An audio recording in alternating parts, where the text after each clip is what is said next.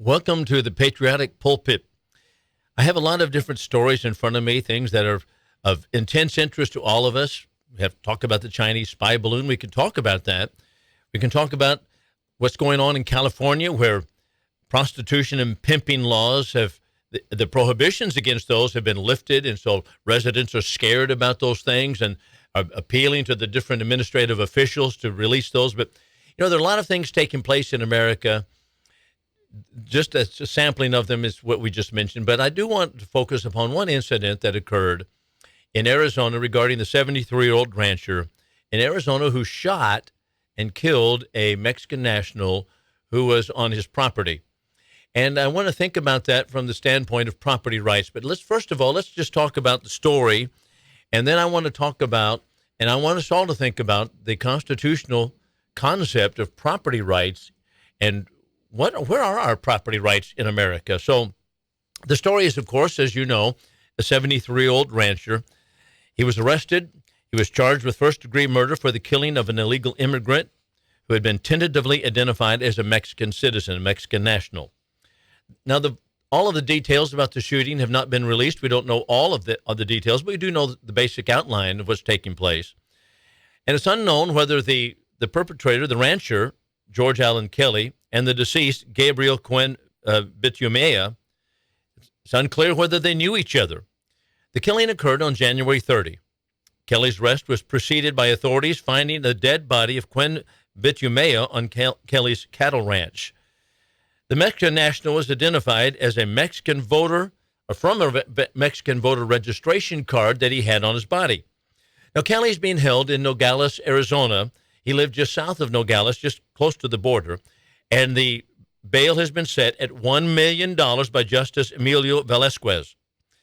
Now, Kelly requested that the judge reduce his bail so that he might go back and take care of his wife. She's there by herself, he said. Nobody is there to take care of her, the livestock, or the ranch. That's according to Nogales International. And I'm not going anywhere. I can't come up with $1 million, he said. In the meantime, Cuen-Butimea, the deceased Mexican national, has entered the United States multiple times illegally, was deported repeatedly, according to reports. And the incident happened in the Keno Springs area, just outside Nogales, which is, of course, a border town. That's according to the Sheriff's Chief Deputy, Geraldo Castillo. The call came in about 2:40 p.m. Monday regarding a shooting in the Sagebrush Road area per Nogales International. There were reports of a commotion at a scene, but the deputies found nothing on arrival. However, about 6 p.m., the sheriff's office received another call about shots fired at the property. And this time, the deputies found the deceased body of Cuen-Butimea with a visible gunshot wound about 150 or 100 yards to 150 yards from Kelly's house. Now, Kelly lives just a mile and a half north of the border of Mexico, roughly 3/4 of a mile southeast of Keno Springs Road. And so he was arrested because the body was found on his property. It's interesting to note the Arizona law that pertains to this, and a person can fight, even kill, to protect himself or others based upon the Arizona law. It's similar to what we know and has been in the news regarding the Florida law. The state has a justification statute, and it is what we call a stand your ground law. It says a person is justified in threatening or using physical force against another when and to the extent a reasonable person would believe that physical force is immediately necessary to protect himself against the other's use or attempted use of unlawful physical force. And, of course, the burden of proof would lie upon prosecutors to establish that this was a non-justified killing and that Kelly is guilty. So let's back up for a moment and think about this. And what I'm concerned about is property rights in America. We have seen the demolition of property rights under with the last 100 years, actually, through the progressive era, the socialist era, and even unto today. And as you know, and we've talked about frequently on this program, the United Nations, the World Economic Council, and World Economic Forum, rather, and other world bodies want to remove property rights from you. The World Economic Forum actually tells us that within the next 10 to 15 years, they want to have no one owning any private property, and you will be happy. That's an order. They're going to make you happy. You're not going to own private property. Does a person have a right? And I'm looking at the principles, the foundational concepts at the very bottom of this. Does a person have a right to defend himself and his property? Now, I'll tell you this, the founders believed, and I do too, that property is an extension of myself. I put my labor, my blood, sweat, and tears, my family's blood, sweat, and tears into my private property. My private property is an extension, therefore, of myself. Therefore, and people understand this instinctively. If someone came out and keyed your car and you saw them keying your car, you'd be understandably angry. The question, of course, that you might ask is, how much force can you use to justify stopping the keying of your car or the destroying of any kind of private property that you have? Be that as it may, private property we consider to be an extension of ourselves, and a violation of that private property is actually a violation of ourself. Now, I want to go back to some thinking on jurisprudence by those who helped craft our nation and those upon whom they were the ones who crafted it, the founding fathers, those upon whom they relied for their thinking is what they thought about it. The first man I want to talk about, and I'm just going to mention him, is William Blackstone. Blackstone, remember we've talked about him frequently before. Blackstone was an English jurist, and he was really formulated many different principles that the founding fathers appreciated and liked. As a matter of fact, if we could just summarize here, the founders relied heavily upon William Blackstone, Baron von Montesquieu, John Locke, and several others. And then, of course, they also relied upon the Bible. They relied upon the Bible for their concepts of freedom and liberty and limited government. Well, regarding private property, here's what William Blackstone had to say. He said, private property is a sacred and inviolable right. That is, according to him, a precondition of personal security, of individual liberty, societal flourishing is the securing of my private property. You know, in the Declaration of Independence, we have life, liberty, and then Jefferson put in their pursuit of happiness. But in the Constitution, it reads twice, life, liberty, and property. Property.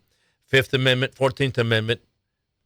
Those are the concepts. Life, liberty, and property must be secure, and they must be inviolable. That is, not to be violated.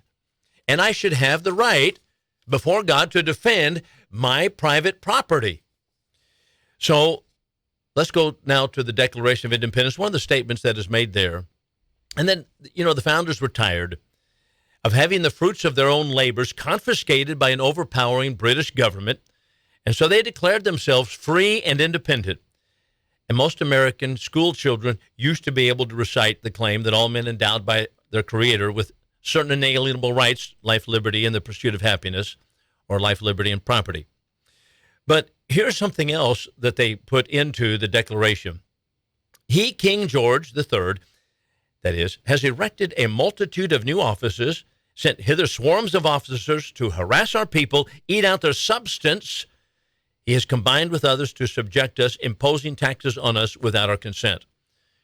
The idea here is robbing us of private property. One of the things that started the American Revolution was the concept that private property, even though should be inviolable, not violated, and it is sacred, the English government continued to erode private property rights by heavy taxation. That's what the founders were so upset about, one of the things for which they were upset about. Now listen to the statement. This is John Adams. The moment the idea is admitted into society that property is not as sacred as the laws of God, anarchy and tyranny commence. Property must be secured or liberty cannot exist. Property must be secured or liberty cannot exist. And the moment that the idea enters into society that property is not as sacred as the laws of God, anarchy and tyranny commence. Are we seeing anarchy and tyranny in our nation? Absolutely. Everybody remembers 2 years ago the Black Lives Matter, as well as different anarchist and communist groups gathered together and burned down police stations, burned down public buildings, destroyed private property continually. And we just kind of sat and watched it on television while the CNN reporter said, well, everything's fine here and everything's cool. The problem is, of course, the private property was violated. And we have not considered it to be sacred and inviolable as should be. But instinctively, we know it. We know that it is true. And so the same thing is the case regarding our rancher friend in Arizona. He had private property. George Allen Kelly has private property, and he considers that to be sacred and inviolable. He put into it his life, and it was continually overrun by those whom the Biden administration allowed into the country to overrun people. Now, I have said for a long time, if the government does not do its job, it does not do its job, that is, close the border, shut the border down, and protect the American people, not only from the drugs and fentanyl and so forth that everybody talks about, but also from the incursion of Mexican armies and Mexican nationals.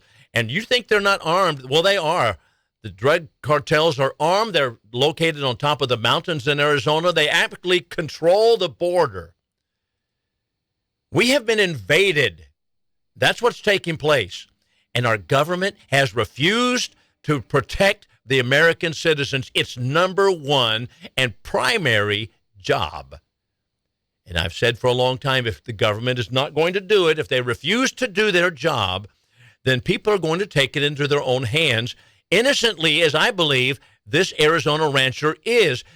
It's the Biden administration's job to do it. As a matter of fact, the Biden administration invited these drug cartels in here and continues to invite them and continues to invite people to trespass and trash, destroy the private property of individuals. What are people to do when that happens? Well, you might say, well, we not kill a person. You know what?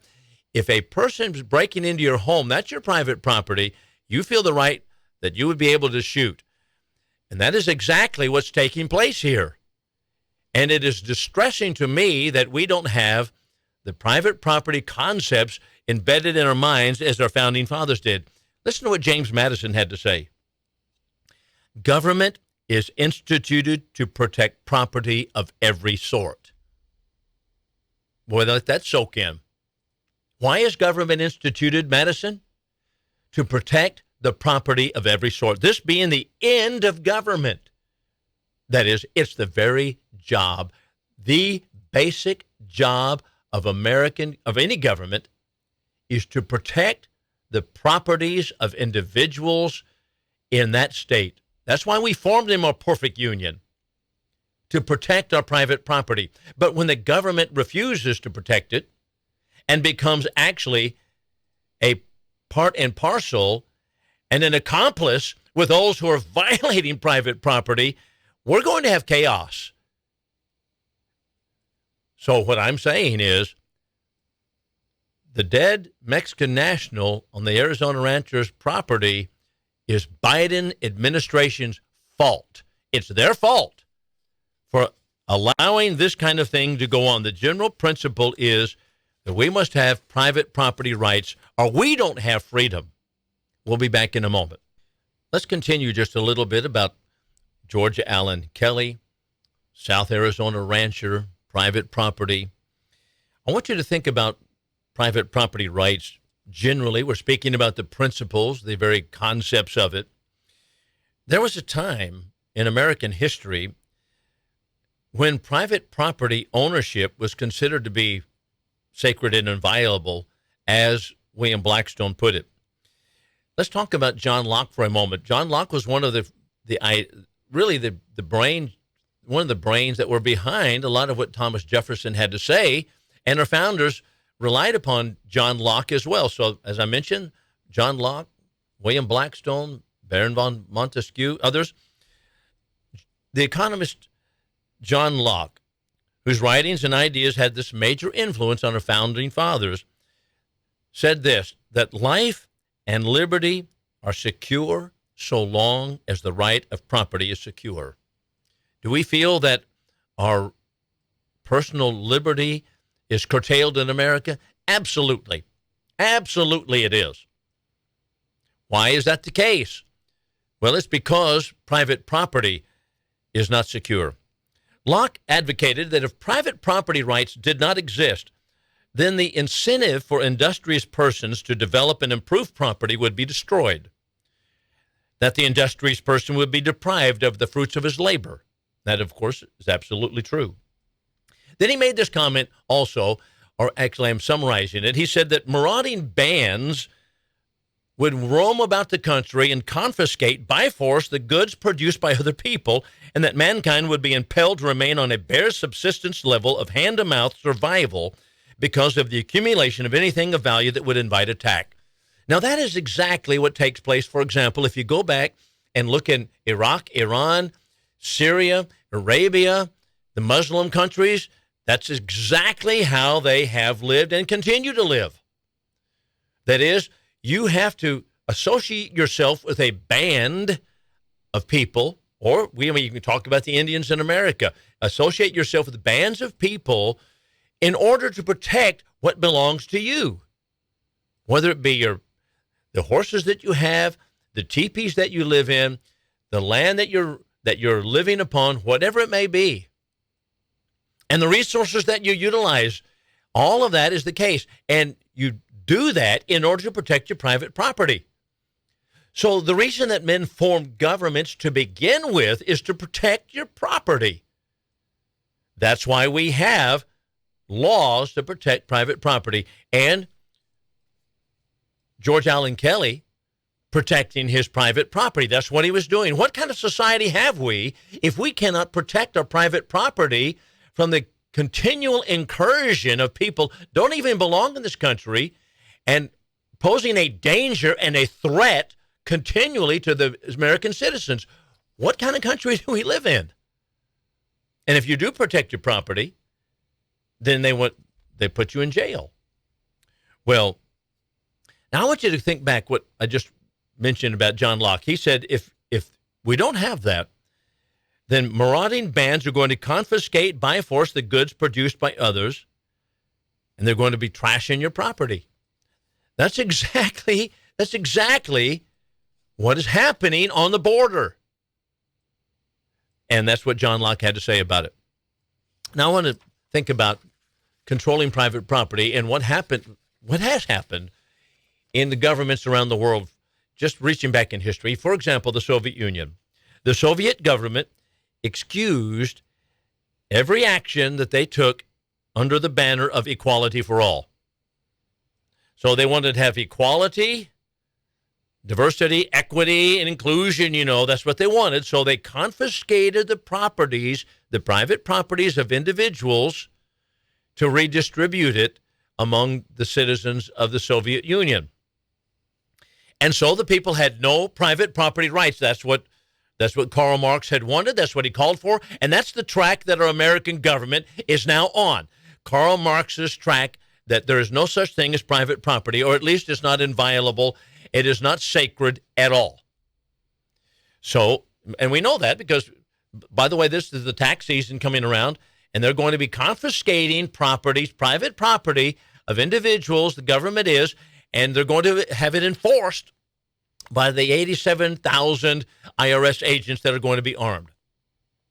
That's Biden's plan. But back to the Soviet Union. Well, we're talking about almost the same thing, weren't we? IRS, 87,000 agents. Sounds like Stalin's forces, doesn't it? The Red Army. Well, Stalin, the Soviet government, enforced redistribution of wealth schemes, and they confiscated homes from the rich and the wealthy and the middle class. What has happened in Zimbabwe? The same model, the same template was used by Zimbabwe's former dictator, Robert Mugabe, to destroy the agriculturally rich African nation. What happened? Mugabe confiscated farmland owned by white farmers and gave it to friends of his corrupt government. And incidentally, before I let off the American government off the hook on this, even back to the Clinton period of time, All we can hear about was apartheid, apartheid, apartheid, and we supported, and our government supported, and the liberal news media supported the blockade of the white government that was there, that is government that was controlled by white people, and demanded that they turn it over to those who are blacks. Well, what happened? Well, they destroyed the country.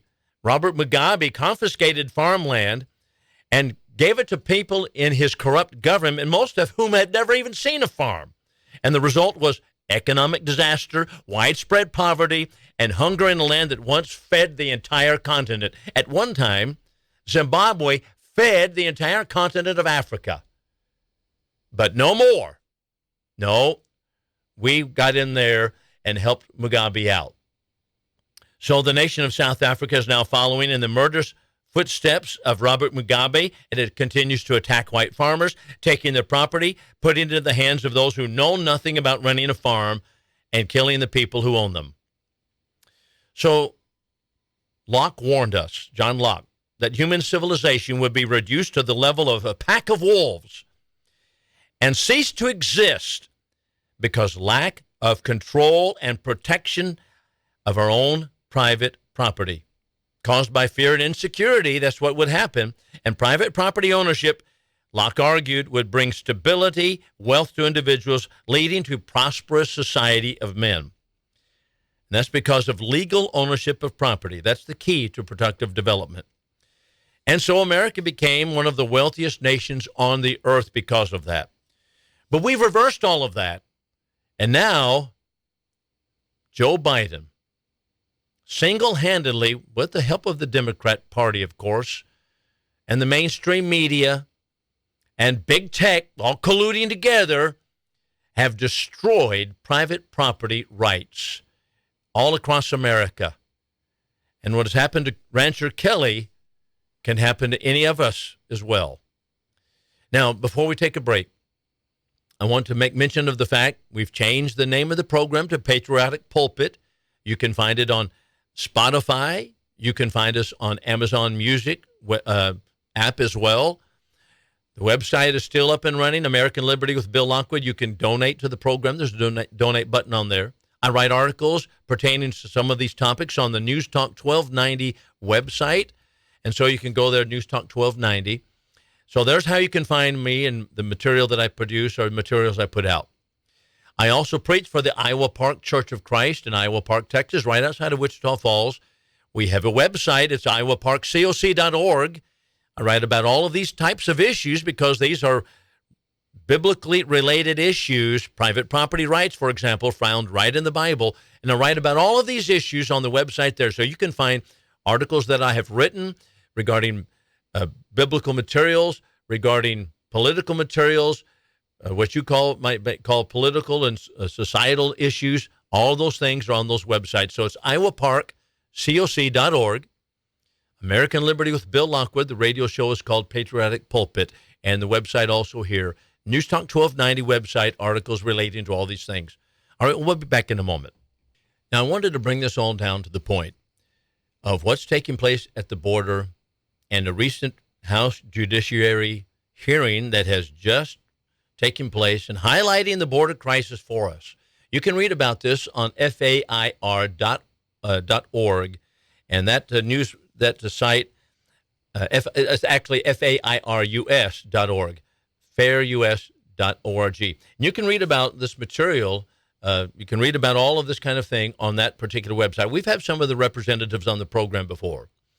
Now, before I launch into this, back in Ronald Reagan's presidency, he had an amnesty program, and he gave amnesty to, several million illegals, Mexican nationals primarily.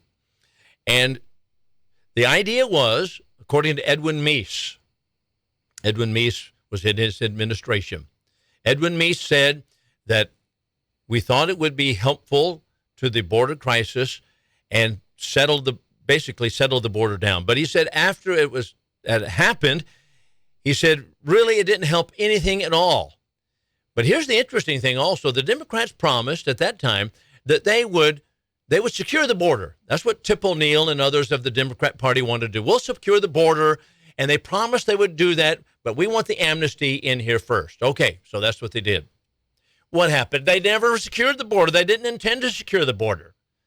The Democrats never intended, they still don't intend to secure the border, and of course that is very obvious. But not only that, they're violating United States law. I am tired of hearing people say, well, the immigration system is broken. Why is it broken, people? It's broken, not the immigration system.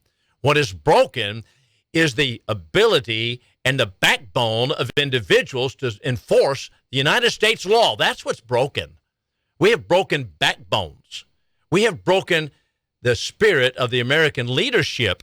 They don't have the abilities nor the strength to enforce American law. That's what needs to be done. Enforce American law.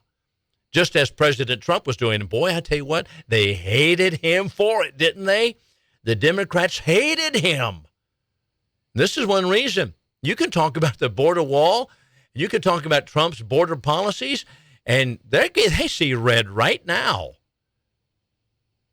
It's interesting that the law is that which Trump supported and enforced.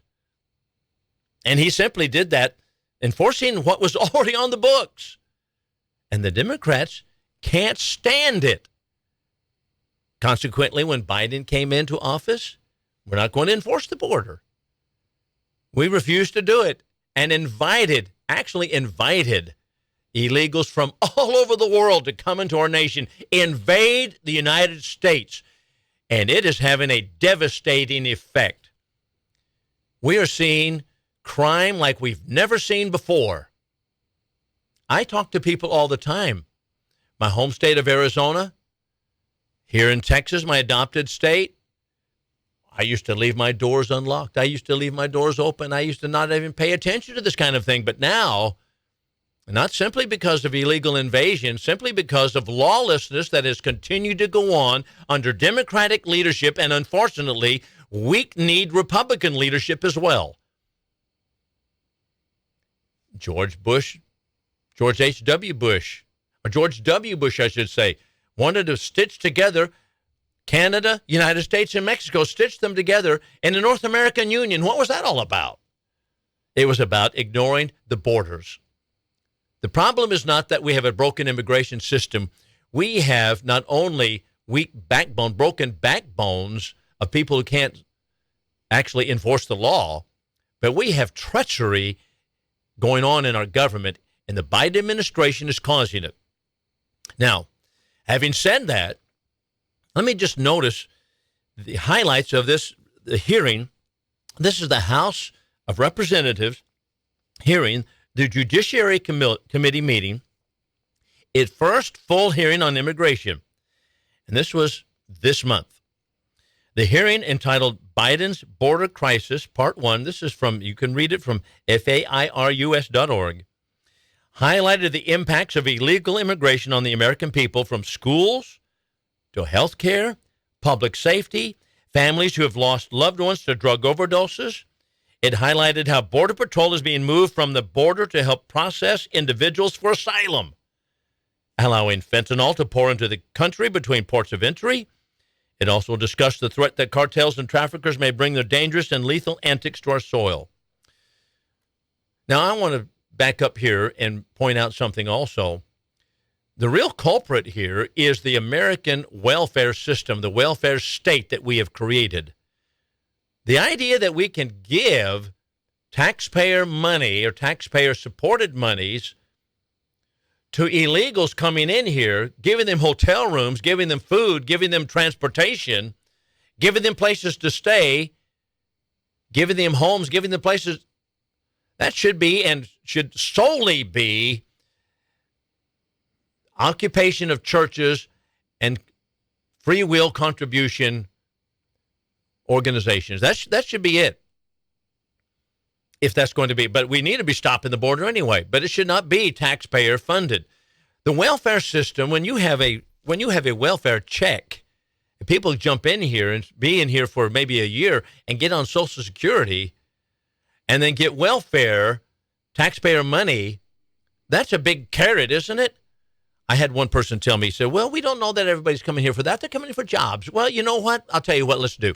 You remove the welfare system from giving, at least from giving it to illegals, people crossing the border illegally. Don't give them anything.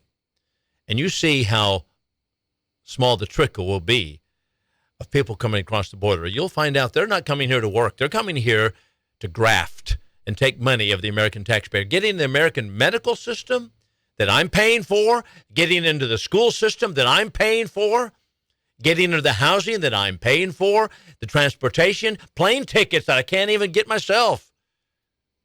They get them all. Well, back to the hearing. The hearing this last week in the House Judiciary Committee, all of the witnesses at the hearing had personally experienced the impact of the crisis at the southern border. The first witness was Mr. Brandon Dunn, the father of a 15-year-old boy who died from fentanyl poisoning. His son, Noah, was a sophomore in high school, murdered by a drug dealer who sold counterfeit pills that contain 8 milligrams of fentanyl, 4 times the lethal dose. But Noah's family is not alone. Mr. Dunn testified that there are countless people who have been lost to fentanyl, which is smuggled across the border. The drug problem is one huge, huge problem here. The second witness, Arizona's Cochise County Sheriff Mark Daniels, he testified, Daniels, that he has experienced the good, the bad, and the ugly, and today, he said, is the worst he has ever seen. He said the border crossings are at an all-time high, and the threats to his county residents and law enforcement are increasingly skyrocketing. It's absolutely occurring in Cochise County. And all of this is being absolutely ignored by this administration. Another witness was Dale Carruthers, a judge and rancher from Terrell County, Texas. He said that the chaos caused by the administration's open border policies is the reason that he and many others have switched parties. They're just leaving the Democratic Party, going to the Republican Party. He described how his ranch has suffered from illegal alien traffic. In particular, has experienced water system damage. They threatened and kill livestock. They threaten and kill crops. That's going on in Arizona also. And families like this, he said, live in fear because trespassing on their land, stealing food, damaging property is commonplace. That's exactly what's happening all across this country. And you know what happened in Arizona? As we began the show with this, that is, the Arizona rancher threatened his property, his life, everything that he's worked for being just absolutely destroyed. George Allen Kelly being destroyed by the Biden administration, joining hands with, becoming an accomplice with the drug cartels and destroying private property in America. That's what's occurring. And people are taking their God-given rights into their hands to defend their own private property. That's what's going on. Joe Biden needs to be exit office. We need to impeach this man. I don't know why we can't seem to get him out of office. We'll be back in a moment. Hey, before we change subjects, I want to mention a couple of things that the Democrats have said at the House Judiciary Committee hearings regarding the border, highlighting Biden's border crisis. And one of them was the Democrat witness by the name of Texas Judge Ricardo. He was a Texas judge. His name is Ricardo Samaniego of El Paso. And he simply downplayed the problem. He acted like that, we're not having that big of a problem. It's absolutely incredible that he would downplay the problem, the border crossings, when El Paso itself has been overrun by illegals. They have huge tent cities outside of El Paso. The El Paso airport is overcrowded with illegals sleeping in the airport. And yet, Samaniego, a Texas judge there, he just acted like, well, it's not that big of a deal. And, we only have so many encounters.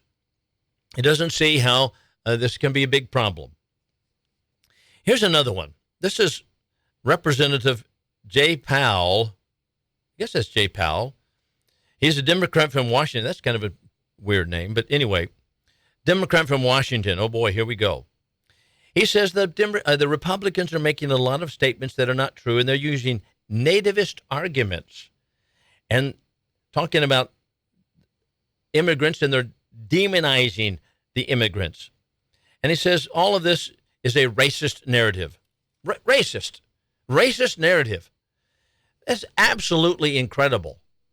It has nothing to do with race. It has to do with an invasion. If the Chinese army invaded America, is it going to be to fight them, to defend our borders? Is that going to be racist to do so? Because that's the Chinese army? How stupid can you be? These people are absolute. That's all they know is just talk about racism. They don't want to talk about the law.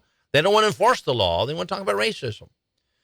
Shooting down the Chinese balloon. I guess that was racist because, well, it was from China, so we're racist because we shot down the Chinese balloon. How stupid! I'm absolutely in amazement that we have people like that who are representing our nation in Washington, D.C. And then here you have Cori Bush. She objected to the hearing. She says, well, it's just amplifying right-wing conspiracy theories. Conspiracy theory, right-wing, this is I guess I'm a conspiracy theorist because we see what's going on the border. It's on television all the time. You can see it. Even the mainstream media's picked it up after about 2 years of this complete invasion. We have almost 20 million people in the country that are here illegally, and we're paying for them, but this is a right-wing conspiracy. These people absolutely need to be kicked out of office, and the fact that they are supported by anybody in America is beyond my imagination, how any kind of knowledgeable voter, well, there's the key, knowledgeable voter would vote for them. Well, let's change subject for a moment. This is interesting. Let's talk about the climate, and let's talk about the Ukraine war. One of the most amazing pieces of news that came across my desk recently was this one. This is the head of the UN World Meteorological Organization, WMO. Petteri Talas said the Ukraine war may be seen as a blessing. What? Well, why is it a blessing? Why is it a blessing, Mr. Talas? Well, because as far as climate change is concerned, this is what was reported on October 11th. According to Talas, the crippling energy shortage that threatens millions of Europeans this coming winter will cause nations to more quickly turn to renewable energy such as solar, wind, and hydrothermal.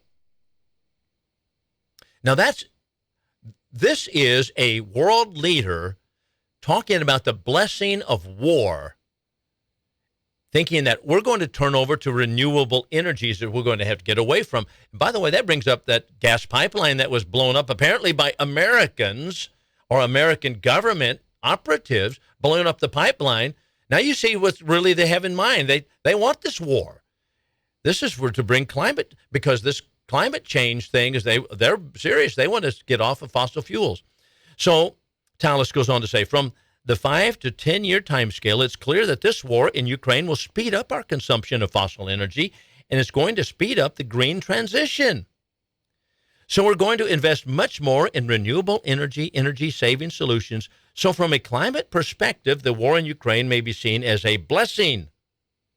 Absolutely stunning.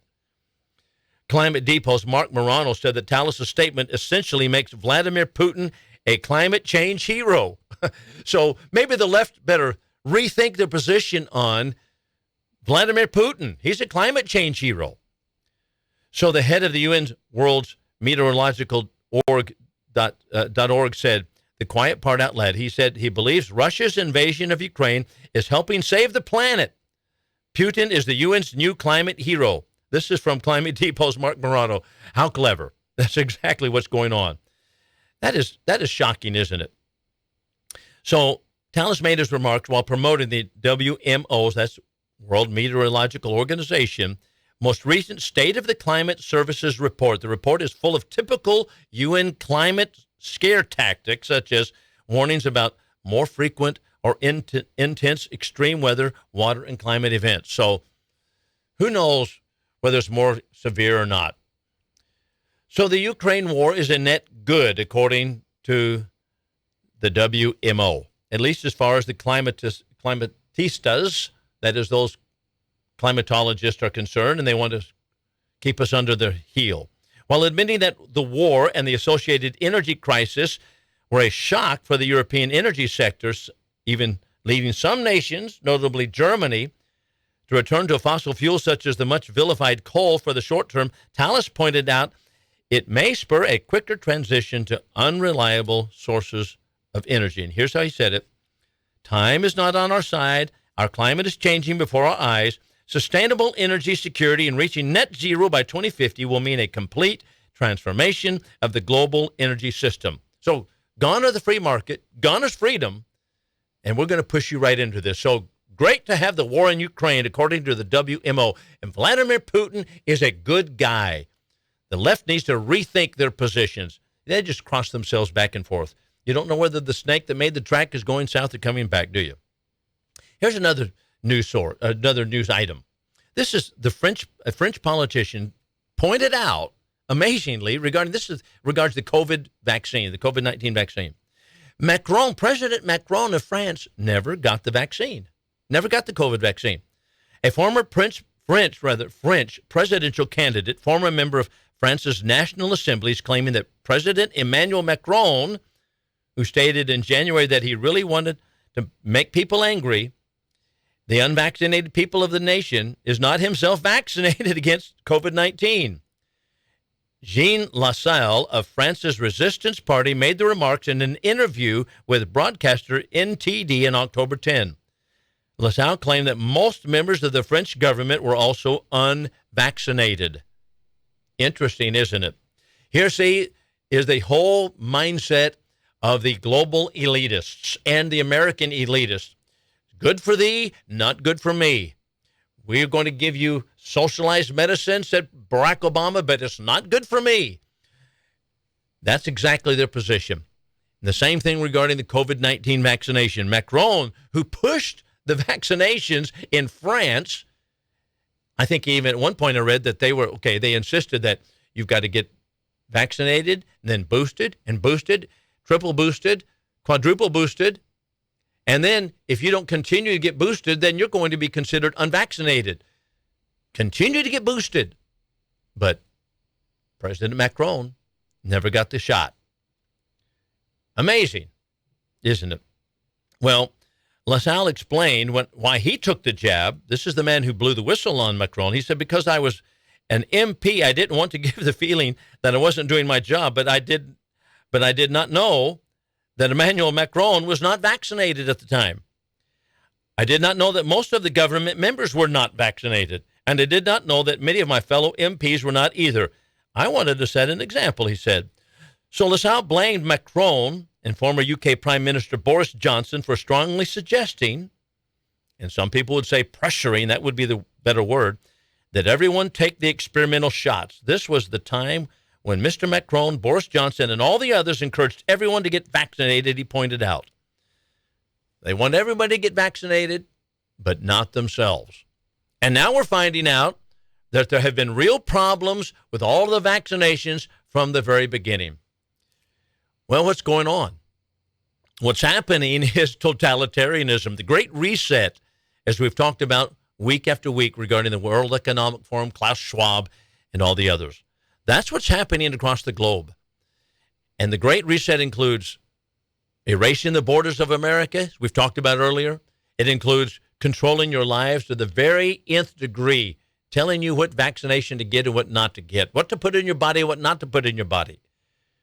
It's totalitarianism, friends, is what it is. And that's why this program is called Patriotic Pulpit. We're about freedom, limited government, going back to it if possibly at this point we can.